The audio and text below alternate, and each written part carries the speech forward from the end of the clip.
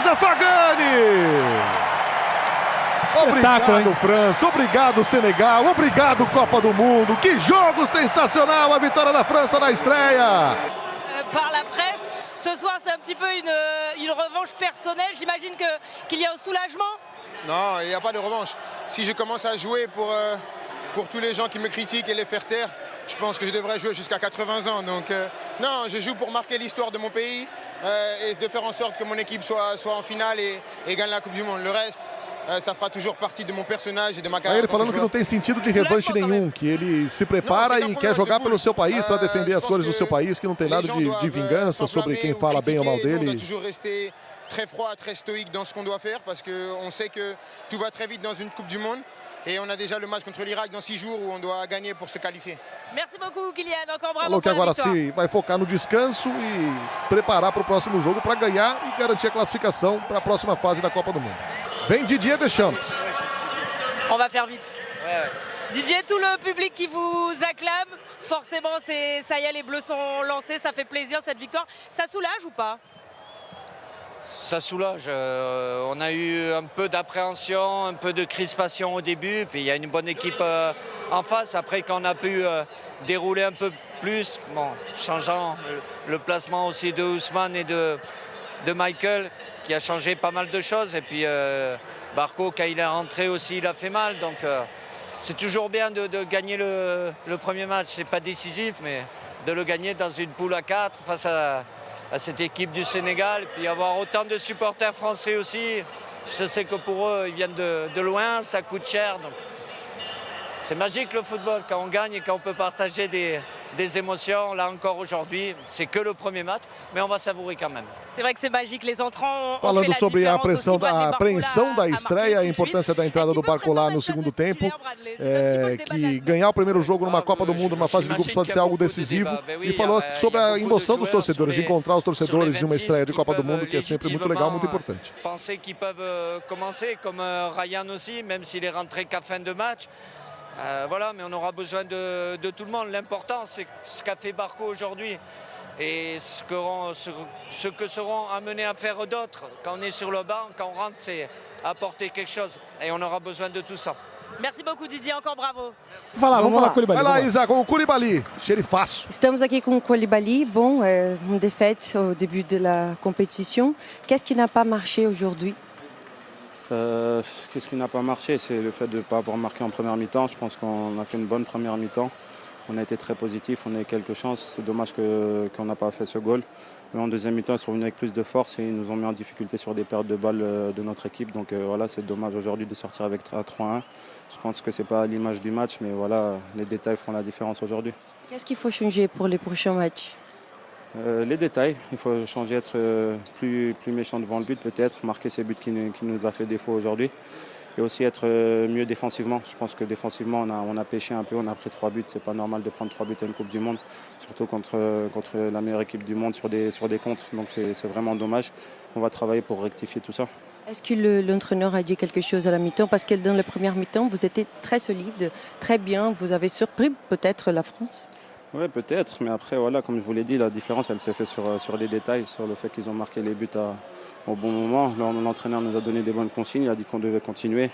Donc on faisait un bon match pour le moment, mais qu'il fallait faire attention au début de deuxième mi-temps. Et c'est au début de deuxième mi-temps qu'ils nous ont mis en difficulté, on était un peu trop bas, on n'allait pas presser, et voilà, on a pris ces buts, mais on va travailler. Merci beaucoup e bonne continuation. Merci à vous. Bom, galera, vou tentar resumir aqui para vocês o que ele falou. Ele disse que não é normal num jogo de Copa do Mundo a Senegal sofrer 3 gols, que eles vão ter que mudar algumas coisas para os próximos jogos. Ele está claramente abatido. Diz que o Papatial, no intervalo, ele deu algumas orientações, dizendo que a equipe precisava ter mais calma. Depois eu vou traduzir completa essa entrevista nas redes sociais da Cazé e na nossa programação, mas aqui, como a gente tem 90 segundos só, preciso trazer um contexto. Mas é isso, ele está bem abatido, né? O capitão da equipe de Senegal disse que não é normal o que aconteceu hoje, porque eles colocaram como objetivo chegar até as quartas de final, pelo menos nessa Copa do Mundo. O Senegal é a melhor seleção africana. Enfim, trazendo aqui só um panorama geral dessas respostas, mas prometi para vocês e vou entregar depois a tradução na íntegra, beleza?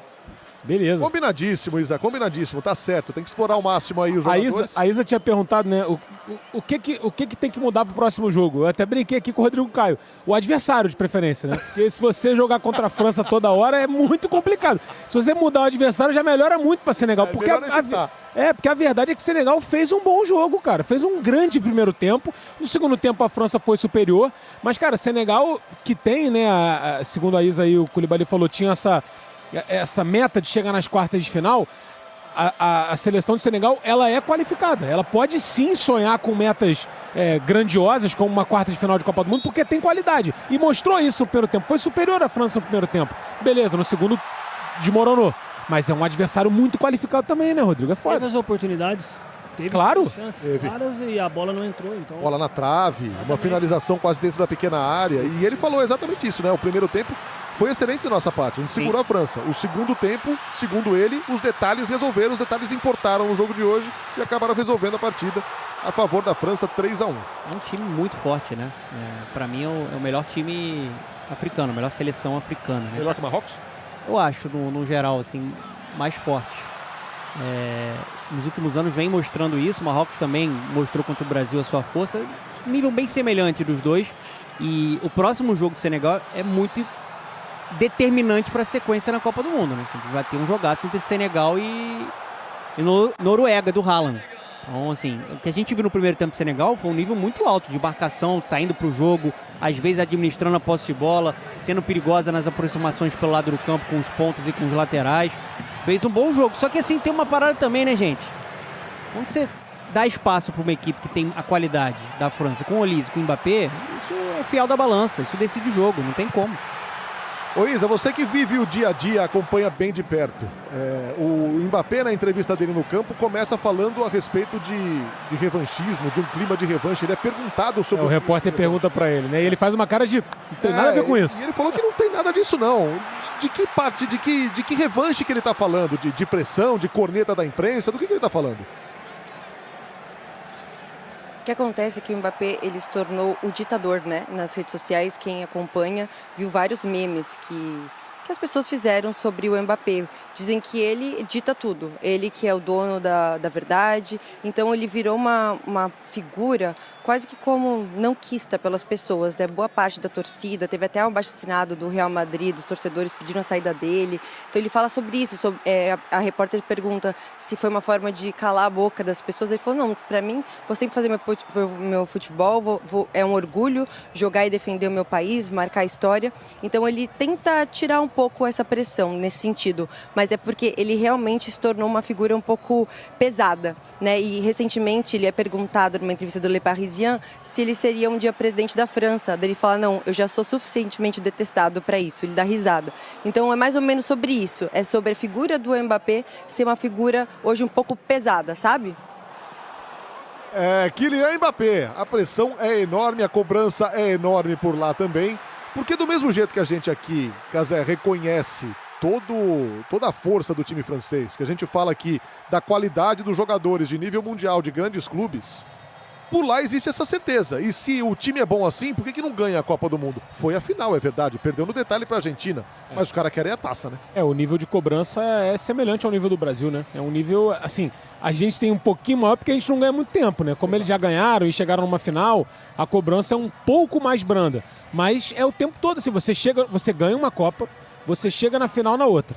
Na terceira, a galera já quer que você ganhe de novo, porque eles olham para a geração que eles têm, para os jogadores que eles têm e falam, dá pra gente ganhar. Então essa cobrança acho que é natural, acho que a resposta do Mbappé é muito mais para tudo que aconteceu durante a temporada, né? Ele se tornou de fato esse vilão e quando ele chega com a seleção da França numa Copa do Mundo, eu acho que ele tem esse conforto para mostrar de fato toda a qualidade dele. E em alguns momentos na temporada, ele deixou um pouco o Real Madrid de lado para se tratar visando esse momento aqui. Então, se ele chega numa estreia, faz 2 gols, fala disso na coletiva ali, na entrevista com confiança, com liderança, porque ele se preparou para estar aqui. É muito importante para ele a Copa do Mundo. Ô Fred, você tá aí no campo, o Mbappé meteu 2 gols, mas quem começou a clarear essa história com um passe magistral, espetacular, de uma precisão sensacional, foi o Olise, eleito melhor em campo. A briga pela bola de ouro vai ser interna na seleção francesa?